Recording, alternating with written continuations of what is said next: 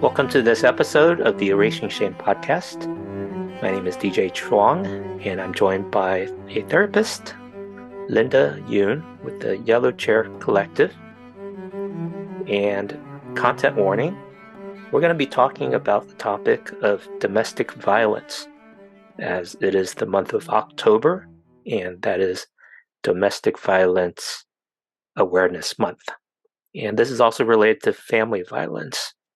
And so we're going to raise some awareness about that, learn some things of what you can do to protect yourself and what to do if you know someone that you love or care about is in that kind of situation, how they can reach out for help. Linda, thank you for joining me on Erasing Shame.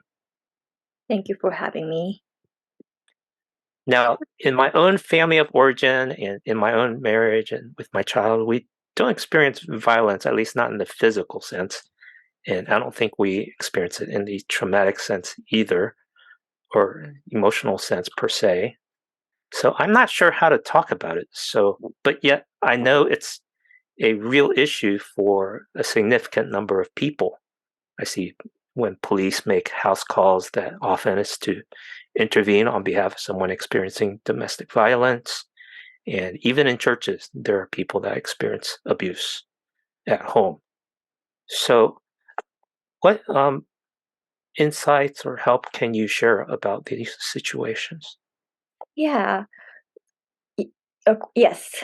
Domestic violence, family violence, those are very heavy topics. And many don't know how to talk about it. And that's also why we need to talk about it because it happens more than we realize. And in my counseling practice, my own personal life, I did experience witnessed domestic violence and family violence. And becoming a social worker and work as a therapist, I am just encountering so many trauma stories of this violence, intergenerational violence, trauma that that is a lot more than people will expect, and it's very secretive, right? It takes so much courage, so much for them to be able to speak out because we're taught that those are not something we can talk about. It's very shameful, right? So I hope to talk about shine some light on family violence, domestic violence in America, especially within Asian American communities, and also why the barriers, and um, also share some resources, and perhaps we can also touch on what church, what can do, because my story also takes church and my pastors who did not know how to intervene, who did not know what to do with my family when they were informed of what was happening in my household. Mm. Sometimes the violence happens and the threat is you cannot tell anybody because if you do, then you'll get hurt even more. Definitely. It's definitely about power and control when there is a violence within family or partners. And it's about power, like what one partner, or it could be, it's not always clean cut. It could also be kind of like both, and creating some kind of violence as well. But it is ultimately about power and control, wanting to uh, control the other person to do what they want them to do. And when that doesn't happen, right, like perpetrators do not want you to be saying this out loud to other people, right? And I witnessed it in immigrant church community when there's domestic violence happen, but it's like it's a shameful thing to talk about. So the abuser make a lot of threats about if you make it known, or if you say anything, that they will come back with more violence. And unfortunately, I have witnessed that in domestic violence shelters that I volunteered and worked in before. Um, it it is very risky for a lot of victims to leave the relationship or the family because they know their abuser is capable of coming back and hurting you more. Wow. I can tell it's such an emotional topic as a helper and then also from your life experience. So, what can a victim do? Because the abuser holds so much power, and often the victim doesn't have the resources to get out. And I Yeah, suppose if they do, then they could or would get out, but maybe it's not that simple. it's it's very complicated. Um, just to relate to my personal family story, I so there was already domestic violence between my mom and dad, and then there also family violence where my parents also became violent, abusive time to time with me and my sister. But mainly, what we witnessed most violence was between them.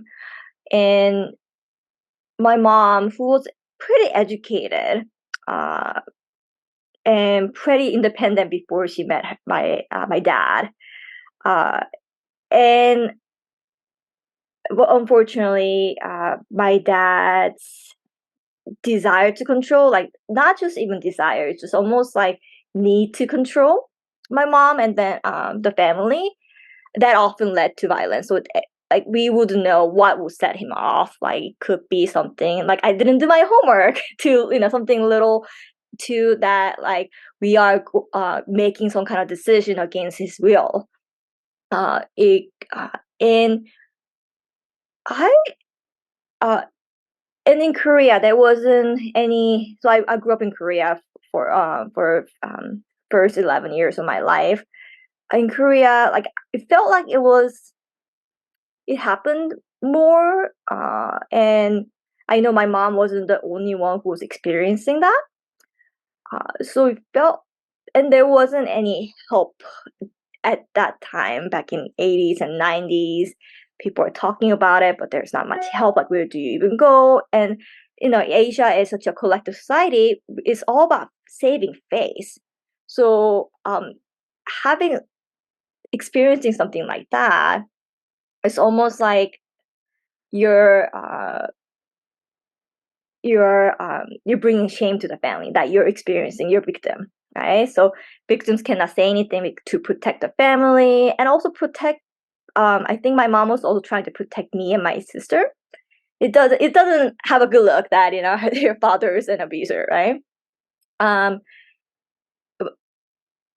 and when we moved to US, things got a little bit more worse because now we don't speak the language, we don't have resources, and my dad also started to kind of threaten that it because we all knew like in our hearts that this is a crime, right? This is illegal.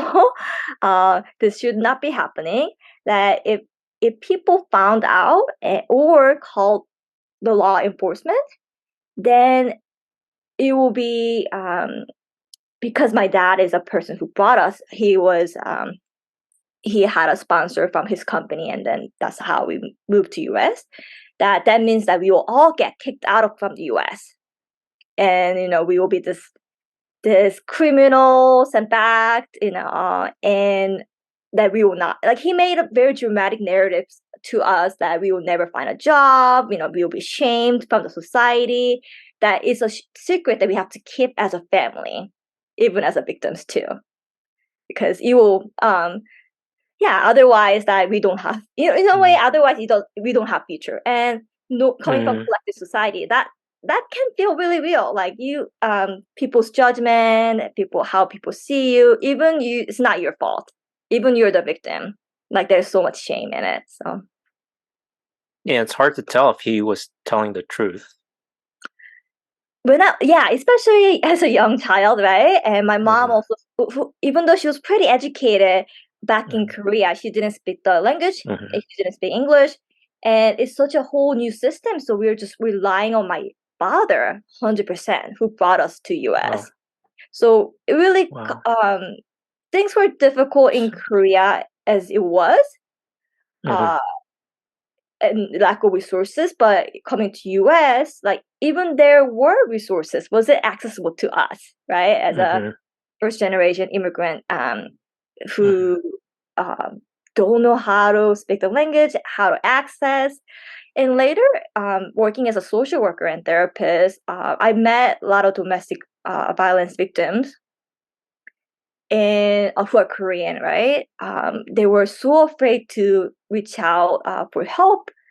mhm, There's deportation, like how my dad made narratives. mhm, Like there's deportation fears, which is not true because there are protective mhm, laws around that if you're a victim, but people don't know that, right? So mhm, fear of deportation, and even they get help. Like how are they gonna communicate what's happening to them, and how are they gonna start uh, build their life, especially if they don't know the language and culture, or they're not comfortable, familiar, right? Um, like we live in Los Angeles where we have a pretty large Asian population and we have mhm, some resources, but it's still really not enough. And a lot of workers who work in that environment get burnt out mhm, mhm. really fast, and it's hard having that resources kind of continue and then being able to support the victims at times for that reasons. Yeah. Well, there's so many layers to this, and thank you for sharing. First of all, thank you for sharing your um, experience so openly, and I hope that gives people courage Yeah. to reach out for help. Mhm. How? I mean, you're talking about your own family, so I'm guessing you're at a place where that came to some kind of resolution. How did that happen? Yeah. It took me a long time to make sense out of it. I did have friends who also experienced family violence growing up. Mm, So, especially in Korea, we lived mm, not in a city and kind of outside of city. And I knew my grandparents also had domestic violence, uh, mm, and especially my dad's side. Like this is where generational trauma also kind of weave into it because my dad's father um, was a very violent person.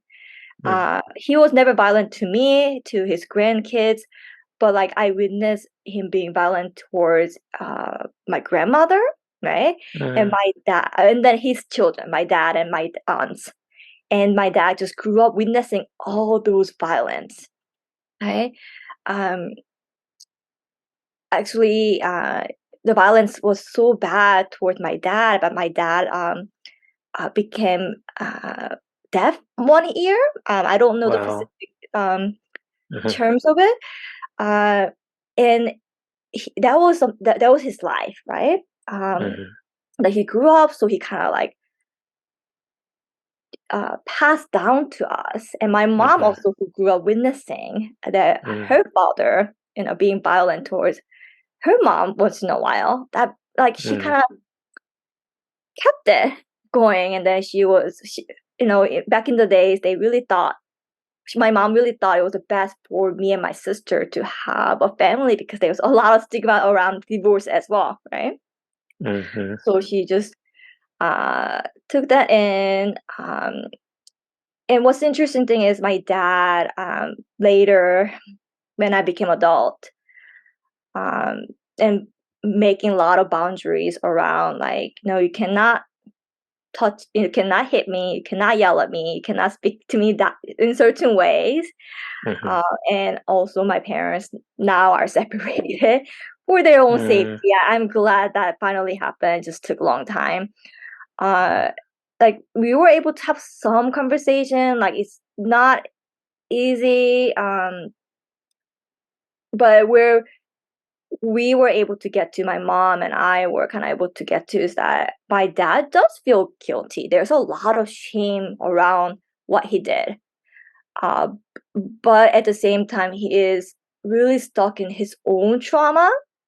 like how he was hurt and how much his father was worse. So in some ways, it's like, oh yeah, like you discipline your kids, you discipline your wife by violence. You don't listen to me. That kind of thinking was in Mm, him. But also he was kind of making sense uh, that it was better than his father because he didn't make anybody get injured to the point. mm, So that was that was a point. I'm like, okay, so I guess that's where we're drawing line where that's how far my dad can go at this time. Uh, it's hard for Asian men, immigrant men of his generation to go therapy. mhm, Like that's not something he will dig into. It's too painful. It's too deep. Um, so I wish he will have some space to really find his own healing. But for me, like I had to make choice of like I'm not gonna pass this down, this intergenerational trauma, intergenerational violence. But mhm, unfortunately, my early 20s, when I started dating, because I was so used to dynamics, right? Like that was kind of power and control. I have, I haven't gotten like a physical violence kind of relationship dynamic, but definitely been into dynamics that reminded of my parents, like that power and control wow. early on. And I had to really recognize that and break out of it because it felt so familiar to me, right? Those chaos. And I like to talk about it with my clients sometimes, like, yeah, that chaos sometimes can feel like a chemistry because you feel like you're like, oh, it feels so right because you're used to Mm, it. But you have to recognize it, the patterns that you want to break out of, new relationships that you want to make. And sometimes that healthy relationship can feel boring, or a healthy relationship can feel like weird because it's not chaotic anymore. And that's something that mhm, we had to talk a lot about in my domestic violence clients that I have, because it's just easier to go back to that relationship over and over again. mm, mm, Sometimes those chaos are addictive, mm. interestingly, in our emotion highs and lows. Yeah. Yeah, that's a very peculiar thing about our human development, that there's a part of our emotional being and neurology that is more comfortable with the familiar, Mhm. even though it is not healthy. Yeah, And definitely. so, whether that's family upbringing and unhealthy patterns of behavior, or unhealthy ways of eating, unhealthy ways of relating, we don't know differently when we haven't had the life experience of healthy living. And so, Yeah, and um, that doesn't come until you are able to really reflect on it, become mhm, aware, and realizing that there's other ways um, of having relationships. And for generations, yeah, for my family, it's like they didn't hmm, have that. So that was hmm, something that definitely was difficult for me. I hmm, working in domestic violence shelters, and that did yeah, help me to recognize some. And now I'm a therapist and social worker. yes, Uh, so working in that industry, I was able to also recognize, and also kind of like being stuck in same patterns, right? It's not working, and you have to at one point. It's like, what is going on? Yeah. hmm. Well, I'm so glad you're in a better place and you're experiencing health. Thank you for dedicating so much of your life to helping others as a social worker and now as a therapist. Um, and we know it's hard work to heal. It is. So sometimes people resist getting the help to heal because, well, they don't know what it's like. They Yeah. have the shame of getting help or seeing a therapist. And then when it's really hard work, it's like, oh, they just want to give up. All kinds of dynamics like that. So it's common in therapy. They say depression, anxiety, and some other mental illnesses. But how often do you come across people that are experiencing this kind of situation in their lives, and how do you encourage them to persist, to grow, and to get healthy? Um, when I was working in domestic violence shelters, Hmm. definitely saw pretty much all my clients were experiencing Mm, domestic violence or family violence. Now, in private practice setting, um, the number is less, but it's still, I wouldn't say it's a low number. It may be because I do specialize in working with complex trauma, uh, mm. experiencing years of abuse, violence, like that does lead to complex trauma often. Um, Yeah, that's what it's kind of called now in terms of mhm, the impact of yeah, that kind of situation. Yes. yeah. Uh, so right now, before I was seeing more victims who are still in those dynamics or still trying to get out initially, right? I am working a lot with children who grew up Mm, witnessing domestic violence or experience family violence or who have experienced intimate partner violence, but it's not too recent. And then they're trying to make sense out of it, whether they're trying to break out of patterns, relationship patterns, or just trying to heal. Because when you grow up witnessing so much violence, it really and then there's a lot of power and control, right? There's a lot of, there's a, often goes with gaslighting, emotional, verbal mm, abuse. It's never just physical violence, barely. And like really recovering from that, like how do you reclaim who you are again? Like how do mhm, you learn to live without feeling like you're you're nothing or not mhm, lovable, right? Or like, and then physical or sexual violation is very deep violation, and I feel like it's another taking you to another level of can I be safe? Like people don't feel safe physically.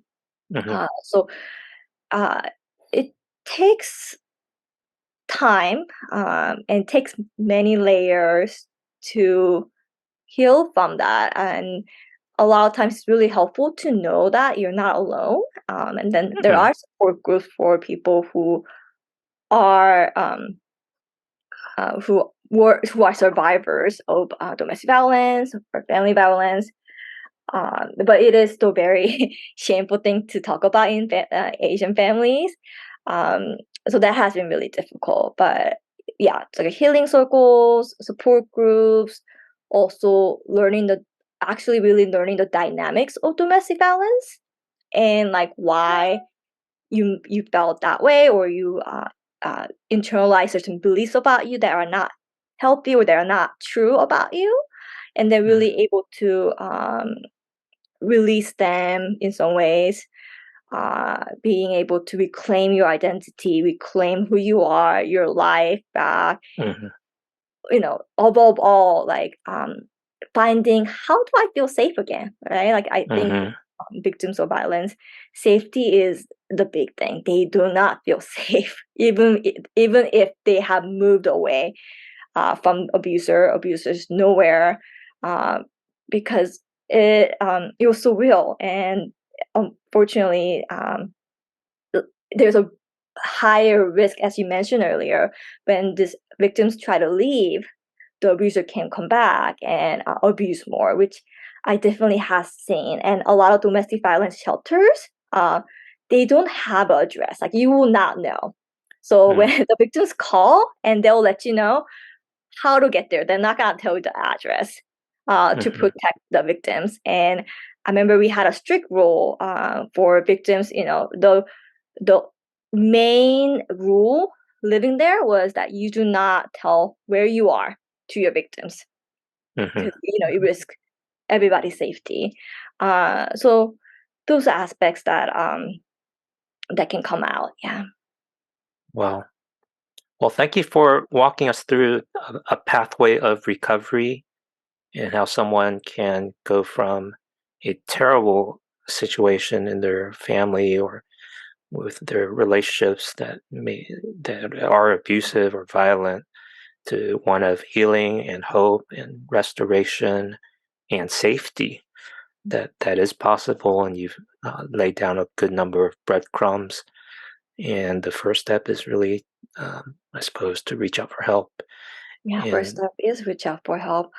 I do want to mention, mhm, church, like a lot of Asian immigrant, especially being Korean American, like Korean Americans, traditionally have like big, church, um, immigrant society, right? mhm, And it, I think it's really hard for the community pastor, the church leader to address, because my father was a well liked person, community member, church community member, right? mm, And I heard from others too, like the abusers, like a deacon, even pastors sometimes, wow. right?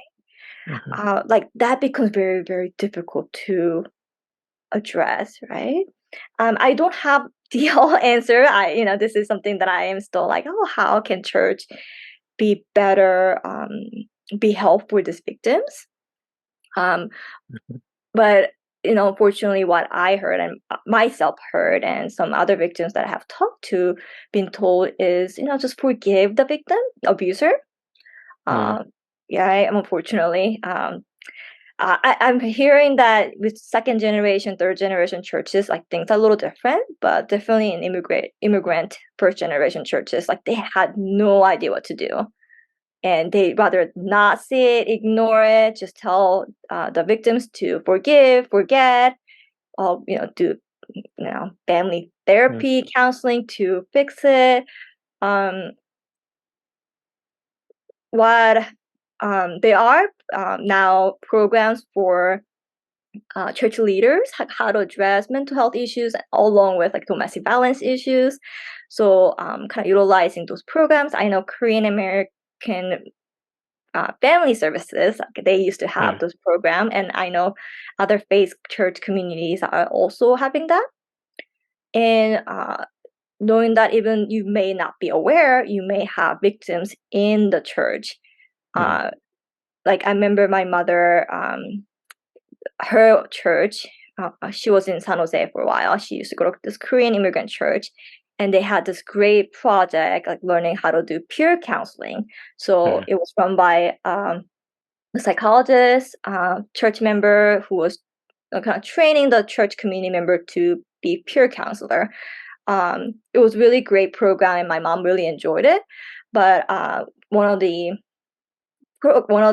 less talks that psychologists had was that they're addressing domestic violence, family violence, and kind of talked as if she doesn't understand why victims stay, and she kind of talked down about the victims. mhm, My mom just being there, and and there's a lot more that could go into like why victims stay, which feels like I need to be another like episode. But like not assuming that because you don't know that that may not be happening, because we really don't know. And then yeah, my church didn't know what was happening for years. It was only when I spoke to my youth pastor, and then it went to my senior pastor, which didn't lead anywhere, because I was told that we just have to pray more and forgive. Wasn't really helpful, unfortunately. And then um, but like nobody knew, and then people didn't know what to do. But I also knew in my youth group there were other kids who were also experiencing that as well. Yeah. mm. Wow, such a complicated issue, and I'm glad you're bringing some of it to light so that we can work towards more solutions because a lot more help needs to happen. The other thing I hear in faith context is, yeah, just forgive the person, or oh, if you're abused, just leave. and it's not that simple. No, it's And not. so it takes all of us helping each other to really navigate the nuances and complexity of violence in Asian American communities. So Yeah. thank you for starting the conversation. And we invite people here on Erasing Shame to give us your feedback. We're hosted on Spotify now, so you can leave a comment or even a voice message, and we'll get that to Linda and continue this conversation and see what we could do together. And also at erasingshame.com, we'll add links in the show notes, so you can reach out to Linda. If her story really resonated with you, she's available for therapy and she's got lived experience. So as much as she's available, she could connect you with resources, and then I'll look up some additional resources that Linda you mentioned, Yes, like I will definitely send it to you. violence preventions program. So that would be really, really helpful. Yeah. Okay. Thank Well, you. thank you for tuning in to the Erasing Shame podcast, Linda. It's been a joy connecting with you. I'm so glad you're in a much better place in life and able to help others. Great connecting with you. Thank you Yeah, so thank you much. for the invitation. Thank you. Blessing to you. Bye bye. Bye. Thank you for listening to the Erasing Shame podcast. Check out the show notes at erasingshame.com and subscribe to our email for updates. We would love to hear from you, so please add your comments at our website or on social. Subscribe on Apple Podcasts, Spotify, or any podcast app, and you can also subscribe on YouTube or follow on Facebook. Please add a rating and reviews so we can reach more people with our message of health, hope, and compassion. This podcast is the digital outreach of Christian Asian mental health.